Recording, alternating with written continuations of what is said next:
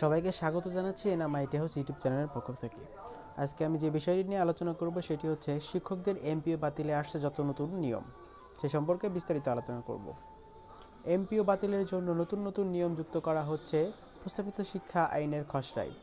বলা হয়েছে সরকার বা সরকার কর্তৃক ক্ষমতাপ্রাপ্ত কর্তৃপক্ষ আত্মপক্ষ সমর্থনের সুযোগ প্রদান সাপেক্ষে সুনির্দিষ্ট কারণে বেসরকারি শিক্ষা প্রতিষ্ঠানের শিক্ষক ও কর্মচারীদের বেতন ভাতার সরকারি অংশ আংশিক বা সম্পূর্ণ সাময়িক বা স্থায়ীভাবে বন্ধ, কর্তন কিংবা বাতিল করতে পারবে।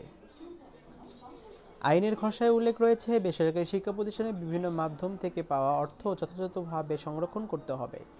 একটি ধারায় বলা হয়েছে ছাত্রছাত্রীদের নিকট থেকে জমাকৃত অংশ বা অন্য কোনো অনুদান বা প্রতিষ্ঠান থেকে প্রাপ্ত অর্থ যথাযথভাবে প্রতিষ্ঠানের তহবিলে জমা না রাখলে এবং প্রতিষ্ঠানের হিসাব সরকার কর্তৃক নির্ধারিত কর্তৃপক্ষের নির্দেশনা অনুযায়ী যথাযথ সংরক্ষণ বা আয় ব্যয় নিরীক্ষা না করলে সংশ্লিষ্টদের বিরুদ্ধে ব্যবস্থা নেওয়া যাবে। এছাড়া শিক্ষক নিয়োগ, শিক্ষার্থী ভর্তি ও শাখা খোলার অনিয়ম অথবা পাবলিক পরীক্ষার অসদুপায় অবলম্বনের সহায়তা প্রদান করলে বা বোর্ডের আপিল ও আরবিট্রেশন ইত্যাদি সংক্রান্ত নির্দেশনা পালন না করলে ওই ধারা অনুযায়ী ব্যবস্থা নেওয়া হবে। কেউ অসত্য তথ্য দিয়ে নিয়োগ পেলে একই অপরাধে অভিযুক্ত হবেন। আইনের ধারায় বলা হয়েছে বেতন ভাতার সরকারি ভুক্তির জন্য অসত্য তথ্য বা জাল শিক্ষাগত যোগ্যতার সনদ বা নিবন্ধন সনদ প্রদান, অসত্য তথ্য বা জাল নিয়োগ সংক্রান্ত রেকর্ড প্রদান করলে একই অভিযোগে অভিযুক্ত হবে। কোনো শিক্ষক শারীরিক বা মানসিকভাবে হিসাবে দায়িত্ব পালনে অক্ষম হলে, শিক্ষক হিসাবে অযোগ্য প্রমাণিত হলে বা শিক্ষক যোগ্যতা সূচক কোনো পরীক্ষার উত্তীর্ণ হলে, পরপর হিসাবে দায়িত্ব পালনে অক্ষম হলে, শিক্ষক হিসেবে অযোগ্য প্রমাণিত হলে বা শিক্ষক যোগ্যতা সূচক কোনো পরীক্ষায় উত্তীর্ণ হতে পরপর 3 বার ব্যর্থ হলে তার বিরুদ্ধে এই শাস্তি কার্যকর হবে। এছাড়া নারী ও শিশু নির্যাতন এবং যৌন নিপীড়নের অভিযোগে প্রমাণিত হলে একই ধারায় শাস্তি ভোগ করতে হবে।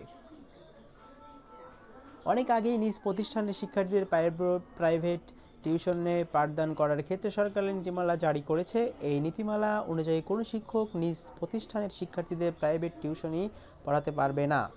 নীতিমালায় এই অংশটুকু শিক্ষা আইনে যুক্ত করা হয়েছে। খসড়া আইন অনুযায়ী কোনো শিক্ষক নিজ প্রতিষ্ঠানের শিক্ষার্থীদের প্রাইভেট টিউশন পাঠদান করালে সংশ্লিষ্ট শিক্ষকদের বেতন ভাতার সরকারি অংশ আংশিক বা সম্পূর্ণ সাময়িক বা স্থায়ীভাবে বন্ধ, কর্তন কিংবা বাতিল করা যাবে। তবে প্রাইভেট টিউশনির ক্ষেত্রে শাস্তির ব্যবস্থা থাকা শিক্ষক সংগঠনগুলো একই ধারায় বিষয়ে আপত্তি জানিয়ে আসছে। এছাড়া নিয়োগের ক্ষেত্রে আইনের অপর এক ধারা অনুযায়ী আরও শাস্তিমূলক ব্যবস্থা গ্রহণ করা হবে। এতে বলা হয়েছে কোনো ব্যক্তি জাল সনদ ব্যবহার করে বা জাল নিয়োগ রেকর্ড দেখিয়ে কোনো সরকারি বা বেসরকারি শিক্ষা প্রতিষ্ঠানে চাকরি প্রদান বা গ্রহণ করলে তা 1860 সালের দণ্ডবিধির দ্য পেনাল কোড 1860 অধীন দণ্ডনীয় অপরাধ হিসেবে গণ্য হবে এবং সংশ্লিষ্ট ব্যক্তির বিরুদ্ধে প্রশাসনিক ব্যবস্থা গ্রহণ করা যাবে। এই ধারার অধীন ফৌজদারি অপরাধ সংঘটিত হলে সংশ্লিষ্ট শিক্ষা প্রতিষ্ঠানের প্রধান সংশ্লিষ্ট ব্যক্তির বিরুদ্ধে থানায় এজাহার করবেন। আইনের খসড়া অনুযায়ী সরকার শিক্ষা প্রতিষ্ঠানের টিউশনে অন্যান্য ফি নির্ধারণ করা দেবে। সে আলোকে সরকার কর্তৃক নির্ধারিত ফির বাইরে অতিরিক্ত ফি আদায় করলে সংশ্লিষ্ট ব্যক্তি বা প্রতিষ্ঠানের বিরুদ্ধে ব্যবস্থা গ্রহণ করা যাবে। প্রসঙ্গত সরকার 2010 খ্রিস্টাব্দে জাতীয় শিক্ষানীতি প্রণয়ন করার পরপর শিক্ষা আইন প্রণয়নের উদ্যোগ নেয়। এই ছিল বিস্তারিত শিক্ষকদের এমপিও বাতিলের যত নতুন নিয়ম। আমার এই ভিডিওটি যদি ভালো দেখে থাকে অবশ্যই আমার চ্যানেলটিকে সাবস্ক্রাইব করে সঙ্গেই থাকবেন, যাতে করে নতুন ভিডিওগুলো সবার আগে দেখতে পান।